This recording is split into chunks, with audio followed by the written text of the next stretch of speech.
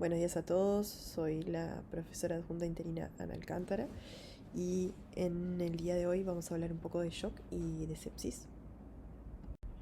Vamos a comenzar definiendo shock, como dice en la diapositiva, como un estado patológico agudo y dinámico asociado a determinados procesos del cuerpo que tienen como denominador común la incapacidad de mantener una perfusión tisular efectiva en órganos y sistemas. El sitio comprometido como unidades, la microcirculación, el intersticio y la célula. Esto determina una insuficiente disponibilidad de oxígeno y nutrientes para satisfacer las demandas metabólicas. Inicialmente puede ser reversible, sea de la causa que sea, pero de prolongarse la causa conduce a un daño definitivo que ya excede a la causa original.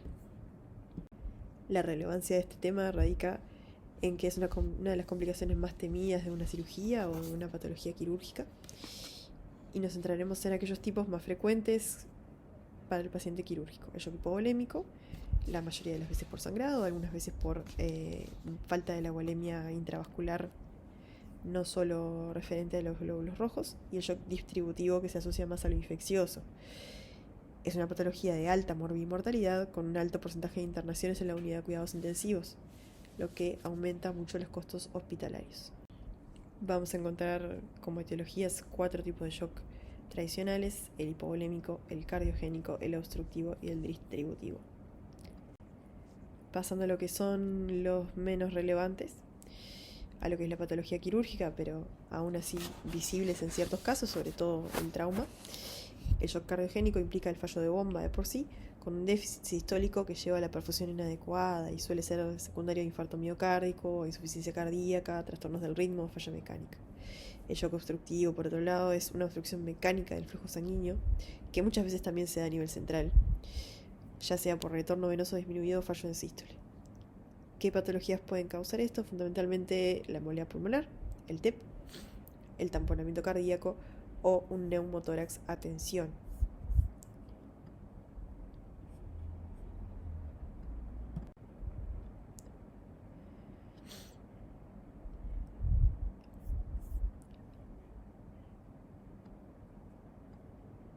El hecho vascular sistémico y la volemia circulante, que es inapropiadamente baja.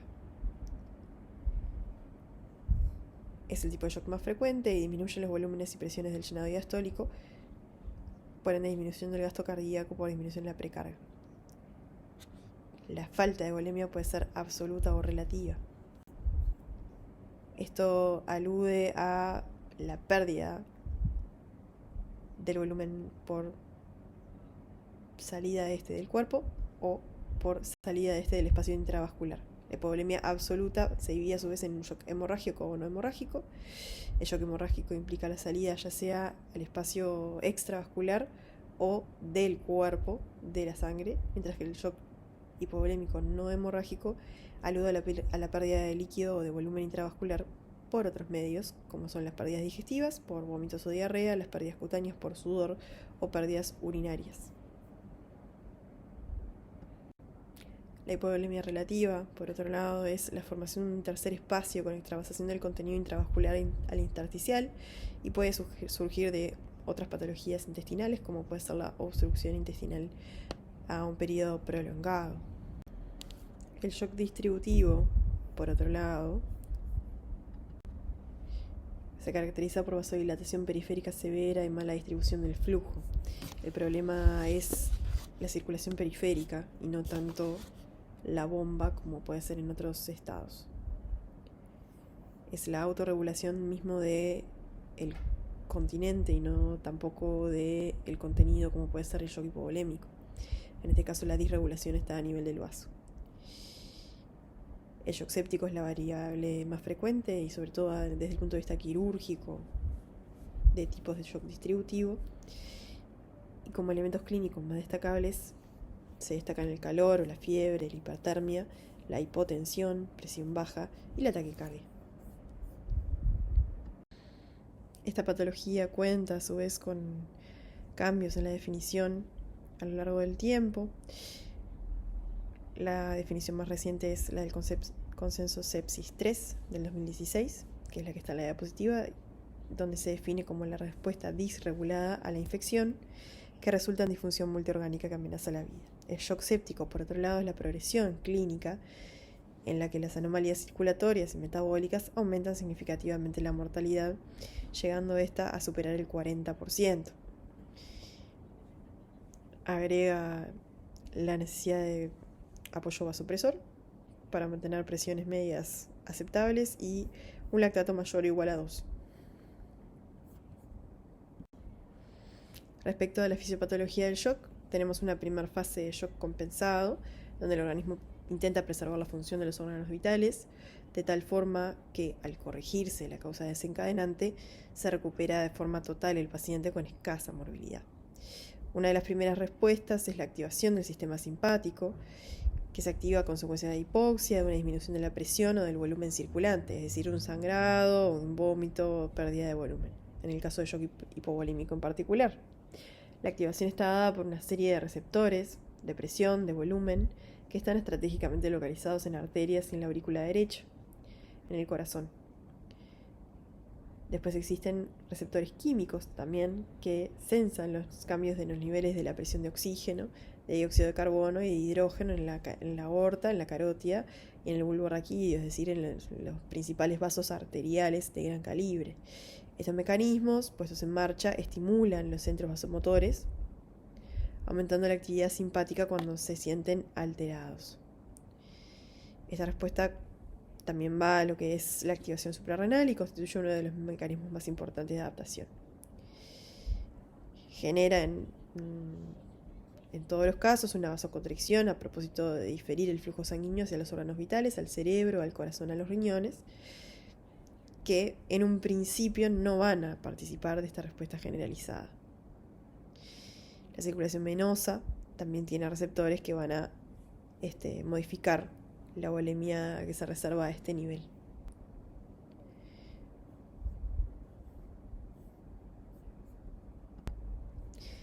¿Qué pasa? A medida que avanza la causa sin encontrar resolución, pasamos entonces a lo que es una fase de shock descompensado, y los mecanismos mencionados que recién y los que vamos a mencionar puntualmente que se ven alterados se ven sobrepasados, entonces comienza a disminuir la perfusión de los órganos vitales, siendo los primeros afectados el hígado y el riñón. Cae la orina litro minuto y aparecen alteraciones neurológicas y cardíacas. A nivel celular el metabolismo se vuelve anaerobio, bajando entonces el pH intracelular y aumentando la concentración de lactato. La célula empieza a liberar radicales libres y empieza a producirse muerte celular. Esto a su vez puede estar intensificado si la causa inicialmente es una infección, ya que las toxinas bacterianas también van a generar cambios a nivel celular que descompensen las celularidades del cuerpo.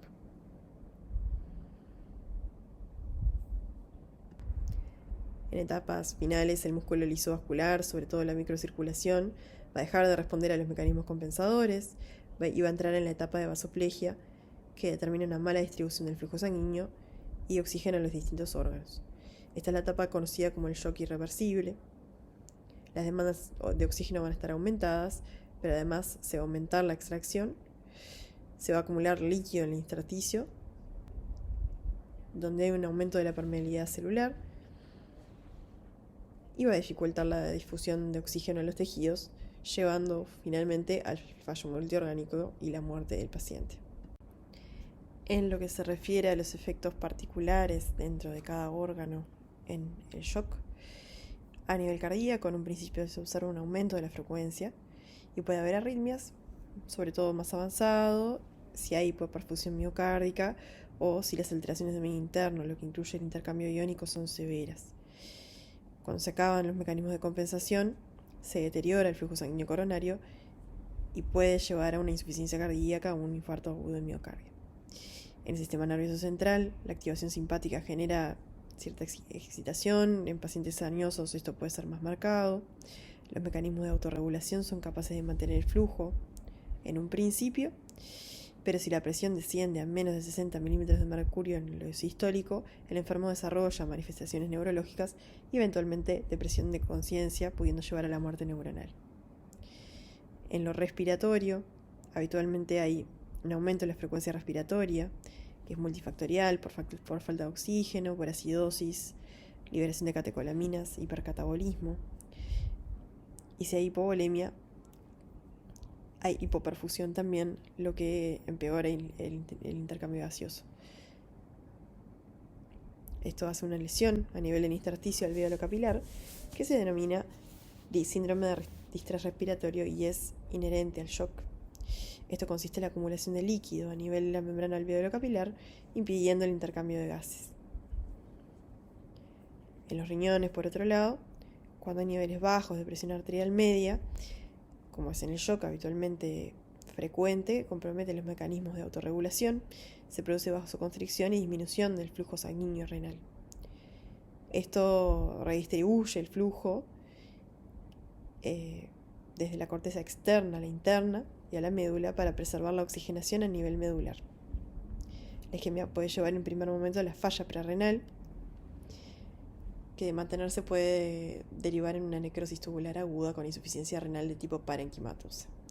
En el intestino, la red vascular intestinal posee ciertos receptores que median una respuesta de vasoconstricción que lleva a el daño isquémico, es decir, a la isquemia mucosa.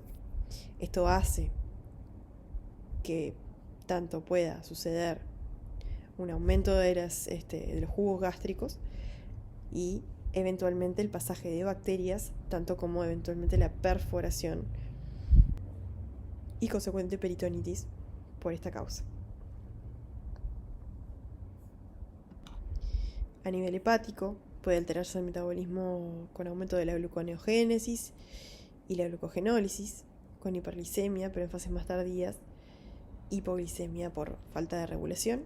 La capacidad de metabolizar el ácido láctico disminuye, empeorando la acidosis metabólica, y aparecen trastornos del metabolismo de la bilirrubina, pudiendo haber hiperbilirrubinemia. La necrosis hepática por disregulación de la presión también puede dar un aumento de las transaminasas y deteriora la capacidad de la aclaración de las células de Kupffer, promoviendo la translocación bacteriana intestinal.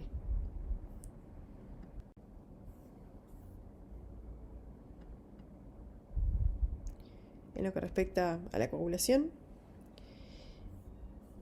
existe un aumento, una disgregación de lo que es los elementos de la coagulación, y eso lleva a dos cosas, tanto a la coagulación intravascular diseminada como a la coagulopatía del consumo. Esto quiere decir que hay una deficiencia plaquetaria y de factores de la hemostasia que hace mayor riesgo de sangrado, tanto como de trombosis. En lo que es las alteraciones endocrino-metabólicas, por otro lado, hay una descarga adrenérgica y liberación de glucocorticoides, de la hormona de crecimiento, del glucagón e insulina, que forman parte de la respuesta adaptativa a una situación de estrés. Y a nivel muscular, de forma análoga, se genera un catabolismo de las proteínas musculares empleadas como sustrato energético. En el músculo esquelético, además, hay una fuente importante de ácido láctico y como consecuencia de estas alteraciones existe debilidad muscular que puede favorecer a la falla sobre todo de la ventilación. Por último, en lo que respecta a lo que es el equilibrio ácido-base, en una etapa inicial frecuentemente existe una presión de monóxido de carbono baja, un bicarbonato normal y un pH elevado, que luego, con el avance de la patología y mayor hipoxia tisular, aumenta el ácido láctico y se inicia una acidosis metabólica. En etapas terminales puede asociarse a una acidosis respiratoria por incremento excesivo del espacio muerto alveolar y depresión del sistema nervioso central. Las manifestaciones clínicas de estos pacientes son tan variables como la etiología que los lleva al shock. Puede darse por una hemorragia evidente, por un vómito o una melena o un sangrado externo. Puede darse por un shock hipovolémico o distributivo o una hipovolemia relativa, dada, por ejemplo, por patologías abdominales infecciosas o funcionales, como puede ser una obstrucción intestinal. Puede manifestarse a través de la paraclínica, con una anemia, con un antecedente de trauma, vómitos reiterados, diarrea, poliuria y y otras patologías avanzadas y en estado de gravedad. El tratamiento de estos pacientes es siempre de emergencia. El paciente siempre va a ingresar a la unidad de cuidados intensivos y las medidas generales van a ser una valoración primaria, sobre todo para determinar la etiología del shock y corregirla. La monitorización del paciente, son pacientes muy dinámicos que conllevan cambios agudos en su tratamiento y en su clínica. Se ventilan habitualmente y se oxigenan para tener un mejor control de lo que es el metabolismo y mejor soporte del paciente. Y además se aplica lo que se llama el soporte circulatorio, que ayuda a esa eficiencia de la distribución del flujo y del control de la hemodinamia, ya sea con fluidos, transfusión de glóbulos rojos, vasoconstrictores o todos ellos, dependiendo de también la etiología de la patología. Por supuesto, una vez divisada la etiología del shock, se iniciará el tratamiento de la causa. El pronóstico de estos pacientes es malo, ya que estamos ante pacientes con patologías graves, que tienen una mortalidad entre el 60 y el 70%, lo cual dependerá de la causa, de las comorbilidades del paciente. Si es un paciente joven y sano, tendrá mejores chances de supervivencia a un paciente con múltiples patologías. Dependerá de la severidad del estado clínico del paciente al ingreso y de la reserva fisiológica y de la respuesta a la terapia que éste tenga. Esto ha sido todo. Muchas gracias.